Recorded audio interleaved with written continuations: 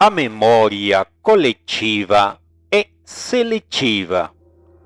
Guerras esquecidas, atrocidades enterradas, histórias apagadas do papel, mas não da terra.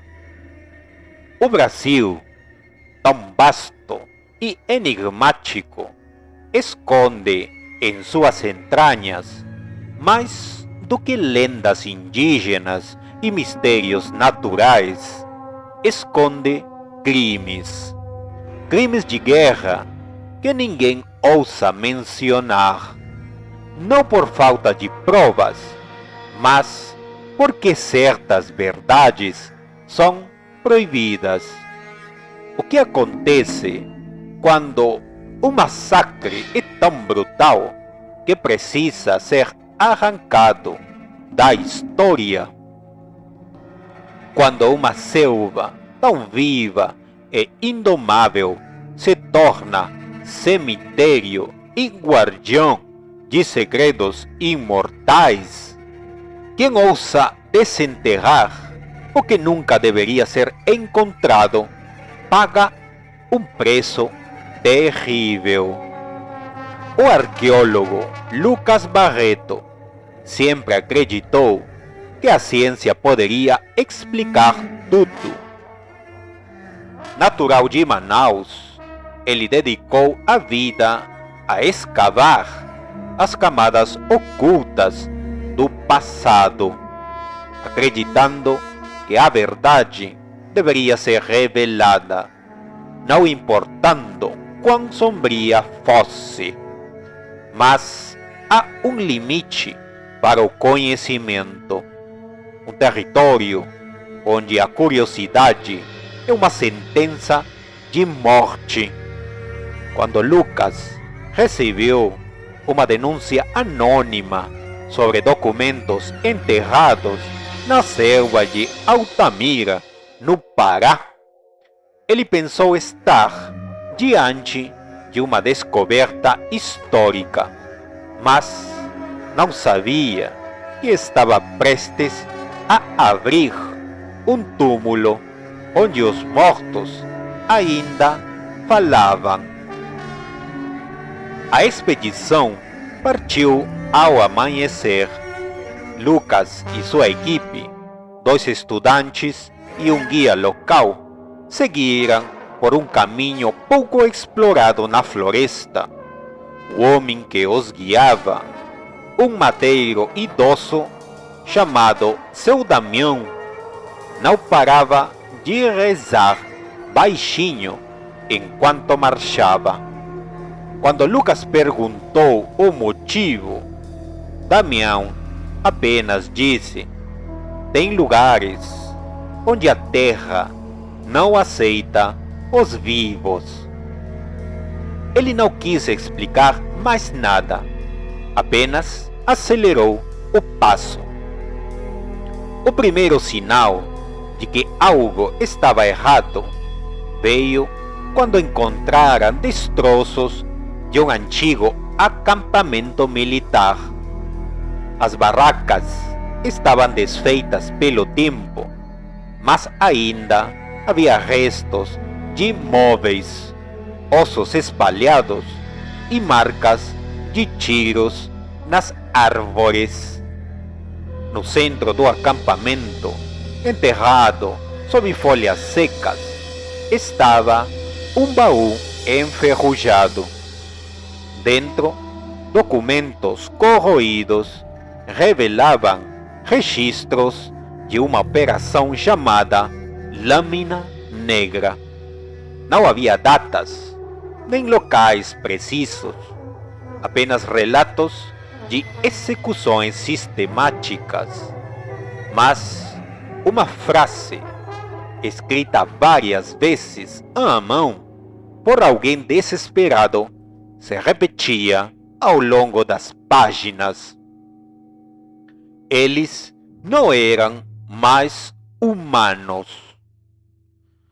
Enquanto a equipe examinava os documentos, um dos estudantes, Diego, encontrou algo parcialmente enterrado sob a raiz de uma árvore. Era um crânio humano, mas não era normal. O maxilar parecia ter sido arrancado à força. Os dentes haviam sido quebrados um a um e os olhos pareciam queimados por dentro, como se algo tivesse fervido dentro do crânio.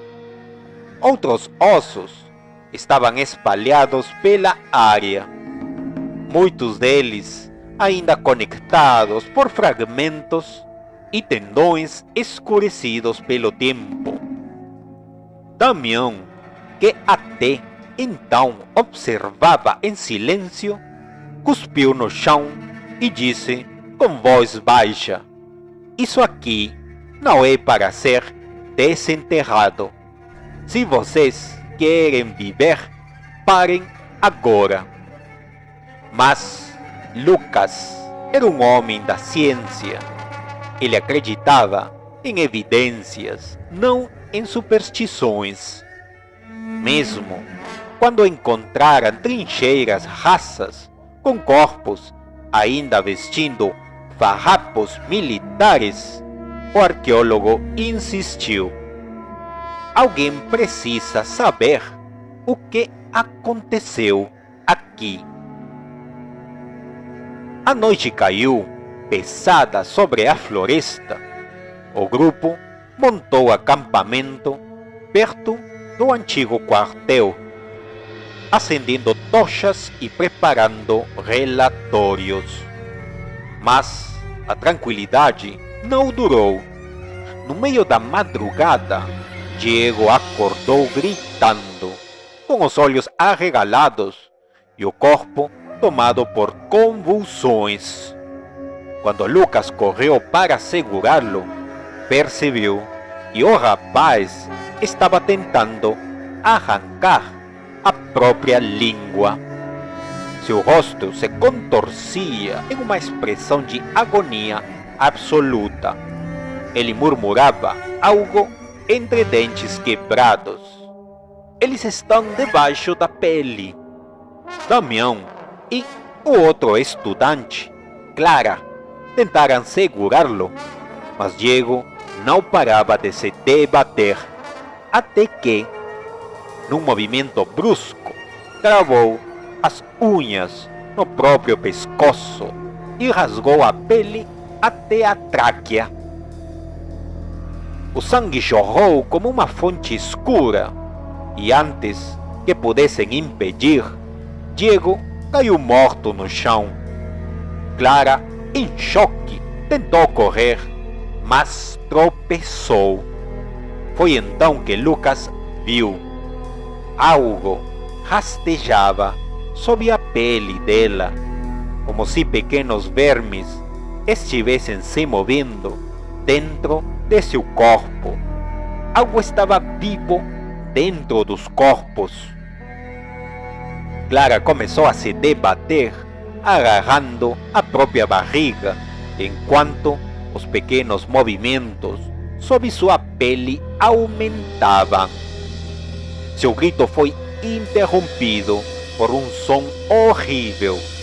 Algo dentro dela rasgou e seu corpo foi tomado por espasmos.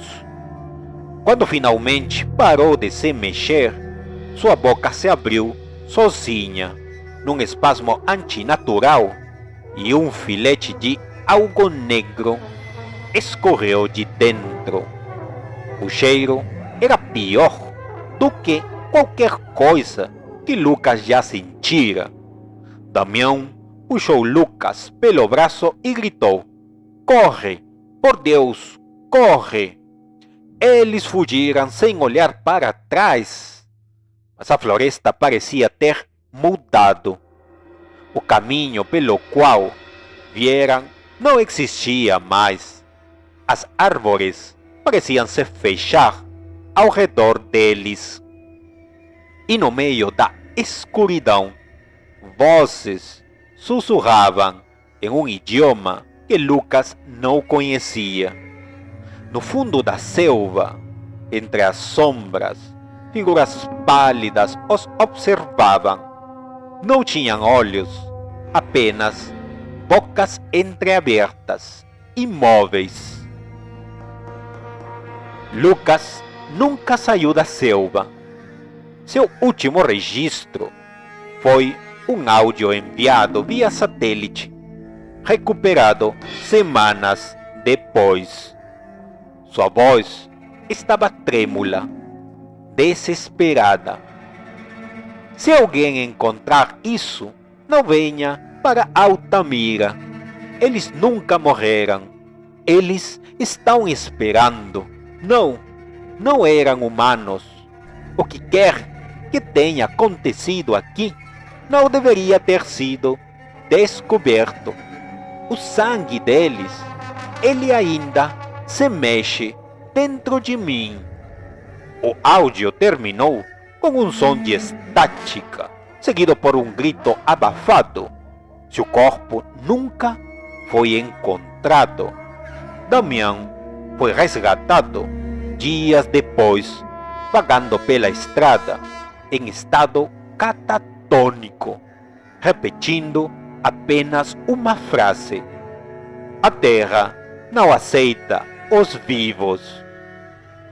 O governo isolou a área, alegando risco biológico, mas nos meses seguintes, trabalhadores que se aproximaram da floresta desapareceram. E nas noites mais escuras, ainda é possível ouvir, no silêncio sufocante da selva, o sussurro de vozes antigas, pedindo para serem esquecidas.